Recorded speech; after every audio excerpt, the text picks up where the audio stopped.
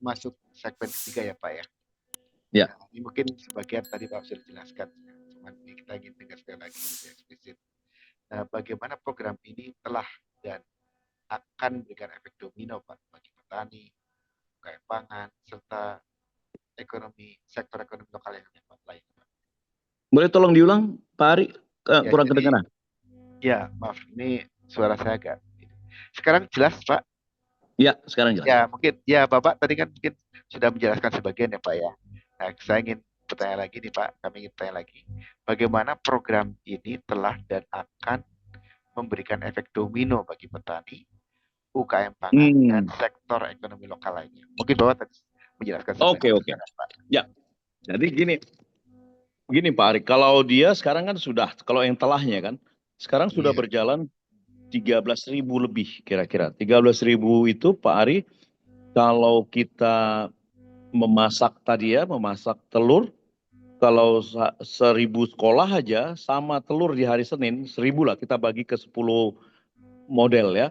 1.000 per hari itu kali 3.000 tuh udah 3 juta telur setiap hari tambahan demand kan ini kan emerging market, new market ini. Jadi tambahan permintaan akan telur. Jadi sekarang ini Pak Ari, kalau Pak Hari ini jalan-jalan sekarang ke tempat-tempat yang sudah ada SPPG-nya itu, wah kalau telur ayam, daging ayam itu sudah pasti begitu belanja ini langsung terserap semua gitu. Jadi petani-petani sekarang banyak yang mulai juga harus membuka lahan yang di Sukabumi itu tadinya lahannya hanya dia kelola yang level 1.000 meter persegi sekarang udah naik 10.000 atau 1 hektar.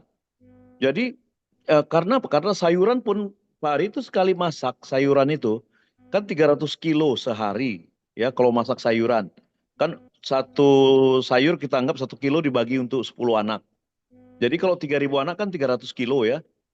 Nah, kalau kita memasak 300 kilo, 10 hari aja kan udah 3 ton sayuran dari satu dapur, gitu. 3 ton dari satu dapur. Kemudian kalau kita kalikan dia sampai ke 10.000 dapur, wah itu sudah 3 juta ton ya. Udah banyak itu, Prof. Udah banyak banget. Jadi dampak ekonominya sekarang ini saya yang pergi ke Aceh, mereka sudah bilang, Pak, kami sudah langka ini sayurnya.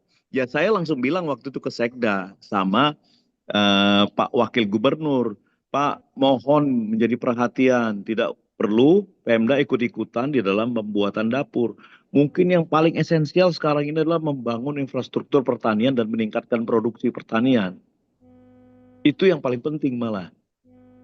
Karena kalau membuat dapur itu rakyat itu senang banget Pak. Nah baru sekarang kita lihat dampak ekonomi dari pembuatan dapur Pak. Pak, membuat dapur itu kalau rata-rata habis 1 miliar uangnya, Pak Hari bisa bayangkan ini sudah ada 13.000 dapur berarti 13 triliun kan Pak? 13 triliun itu Pak, uang rakyat membeli batu, membeli paku, membeli cat, wah itu Bapak kalau berada di satu tempat yang dia punya 10 dapur aja, mau membeli cat Bapak sudah bisa terjadi kelangkaan Bapak di situ. Jadi saking banyaknya gitu diperlukan kan karena merenovasi atau membuat baru gitu. Jadi eh, di sektor industri material pun sudah berdampak. Jadi karena infrastruktur itu berbiaya paling tidak kalau kita anggap dia rata-rata 1 M, kalau sudah terbangun 13 dapur itu sudah 13 triliun, Pak. Sekarang di portal kami itu ada 15.000 calon mitra kita yang membangun dapur sedang membangun. Jadi 15 triliun lagi uang rakyat sedang berputar. Gitu. Untuk bahan baku aja, bahan bangunan. Nah, belum bahan baku tadi. Belum orang yang kerja, Pak Hari. Orang yang kerja ini kan otomatis mempunyai daya beli jadinya. Ya kan, mereka rata-rata diberikan penghasilan kompensasi 2 juta per bulan. Kalau di desa-desa Pak Hari yang ambang ambang batas kemiskinan yang kita anggap kemiskinan kan di bawah 1 juta penghasilannya. Kita bayangkan bersama-sama di sini di setiap desa yang di mana ada SPPG ini rata-rata ada orang berpenghasilan 2 juta 47 orang langsung. Jadi bertambah lagi daya beli di bawah di masyarakat. Jadi Itu kira-kira yang terjadi. Satu, ke yang primer adalah penyediaan bahan baku, pembelian beras, sayur, buah. Pak Hari sekarang kalau mau bertani pisang, itu lakunya bukan main. Karena bayangin kalau satu SPPG 3.000 orang dikasih pisang, itu berarti ngasih pisang 3.000 biji kan. Kalau satu sisir itu 15 pisang, bayangin 3.000 biji itu bisa berapa tandan, bisa berapa pohon pisang Pak Hari. Jadi itu besar sekali sebenarnya Pak perputaran apanya ya, dampak ekonominya. Yang tadi saya bilang saya sampai khawatir justru nanti kalau jadi semua 30.000, takut saya itu justru kekurangan, kelangkaan pangan. Jadi harus segera mulai bertanam, bercocok tanam kita ini, kembali lagi bertani kayaknya. Hmm. Ya Gitu Pak, Pak kira-kira. baik, makasih Pak. Tadi Iya, Pak Tigor berapa kali menyampaikan concern ya Pak ya soal iya. kelangkaan pangan. Nah ini ada nggak sih Pak kebijakan prioritas khusus nih? Mungkin nggak usah semua jenis sayuran gitu ya. Dalam hal Hmm, pengadaan bahan baku dari petani atau produsen lokal. Karena kalau semua kan banyak nih Pak, langka. iya. Ada nggak kebijakan prioritas khusus nih? Misalnya pisang prioritas. Misalnya bayam umpamanya gitu Pak ya. Ada nggak kebijakan prioritas khusus seperti itu Pak? Nah, Prof, itu kan berarti kita sudah lintas kementerian. Kalau itu kan dia sudah masuk ke wewenang Kementerian Pertanian. Tapi kami di BGN, seperti saya lah, saya mungkin nggak usah menyebutkan tim kami yang lainnya. Saya tuh, Prof, kalau datang misalnya ke satu provinsi, misalnya saya waktu itu datang ke Kaltim, bicara ke wakil gubernur, udah langsung itu yang saya bilang, Pak Wagub, kan Pak Wagub selama ini saya tahu lah Kaltim itu kalau sayur pasti dari Jawa. Kaltim ini butuh 700 dapur. 700 dapur ini artinya 7 triliun uang dari pusat buat makan bergizi gratis. 6 triliunnya buat beli bahan baku. Kalau bahan bakunya itu dari Jawa, maka dampak ekonominya itu ke Jawa. Di sini hanya dampak margin makelarnya gitu. 10%-nya. Jadi yang datang ke sini cuma 600 miliar.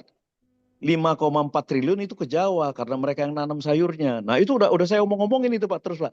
Waktu ke NTT Kupang juga gitu. Jadi nah mereka bilang Kaltim ini Bang memang nggak cocok buat sayuran katanya. Karena di sini tambang. Oke, kalau begitu Pak tolong dibuat aja sentra-sentra, sentra buah aja.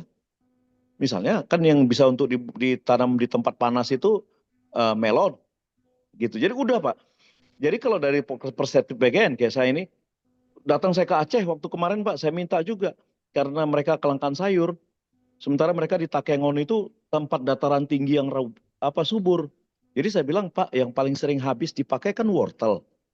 Wortel itu paling aman rupanya Prof, kalau untuk dijadikan sayur dan juga vitaminnya tinggi. Jadi saya bilang waktu itu ke Pak Sekda, Pak kita langsung aja di Takengon dibuka 1.000 hektar pertanaman untuk ini wortel.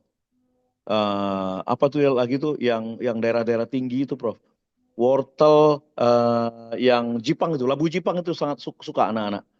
Nah itu ditanam aja supaya nggak perlu mendatangkan dari Brastagi. Udah Prof, jadi setiap kali kita datang, tapi kan kita tidak boleh membuat kebijakan pertanian kan, karena bukan tupoksinya BGN gitu. Tapi sudah selalu mengingatkan Pemda gitu. Kemarin saya sampai berkunjung ke Humbahas Prof, melihat 1.000 hektar food estate di sana. Kira-kira cocok ditanam apa gitu. Tapi ngobrolnya ke warga sekitar gitu, ke warga pengusaha-pengusaha sekitar. Supaya mereka mau lagi mengusahakan supaya food estate itu tidak nganggur tapi dijadikan pusat tanaman sayuran dan buah-buahan. Tapi Prof, kalau di awal-awal itu bang susah loh menggerakkan orang itu. Di awal mau tahu Prof, yang di awal mau buat dapur ini kan hanya 100 yang mau Prof orang. Hanya 100 orang. Sekarang Prof, udah 30.000 yang mau mendaftar. Sampai udah kelebihan kuota kita di satu tempat. Saya takutnya fenomena selalu ikutan itu, follower ya. Kita kayaknya memang mentalitas kita itu rata-rata memang dia follower, nggak berani menjadi pioneer gitu. Dalam hal pertanian ini juga itu yang saya takutkan, Bro. Bahwa rata-rata itu mau ngelihat dulu kalau orang lain yang bikin gimana. Loh, nanti udah terlambat kalau udah Desember. Gitu. Jadi memang benar sih, Prof. Saya kalau pertanyaan Prof, apakah sudah dilakukan? Sudah. Kalau Pak Kepala Badan itu ketemu gubernur juga selalu mengingatkan, Pak Gubernur nggak usah bikin dapur. udah buat aja sentra-sentra tadi yang kayak Prof Budi bilang, sentra-sentra pertanian aja.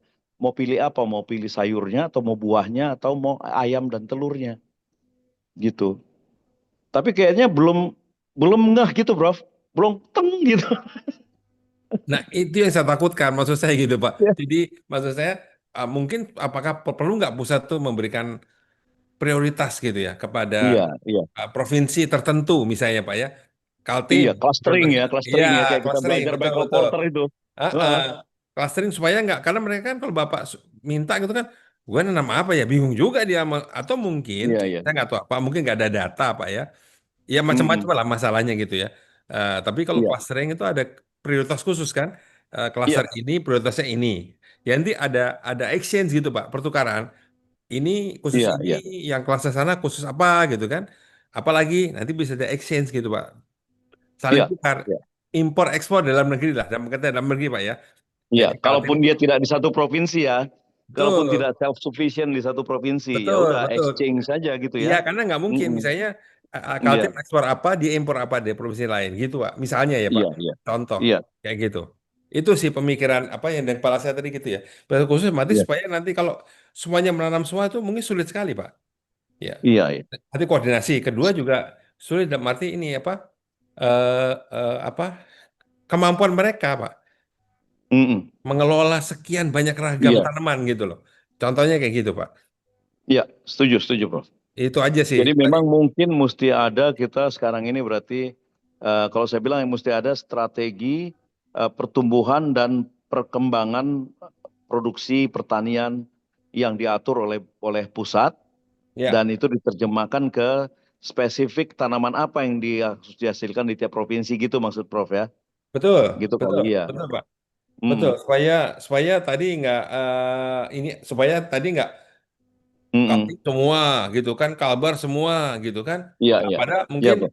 tanah nggak Setuju, setuju. cocok kayak gitu ya. Ya contoh Iya. itu aja. Seperti itu. Setuju, kalau itu setuju saya. Kalau nanti Iya, ketemu sama orang-orang Kementan pun pasti saya minta saya ngobrolin iya, juga itu, Prof. Ya, betul gitu. ya. Maksudnya seperti itu. Ya.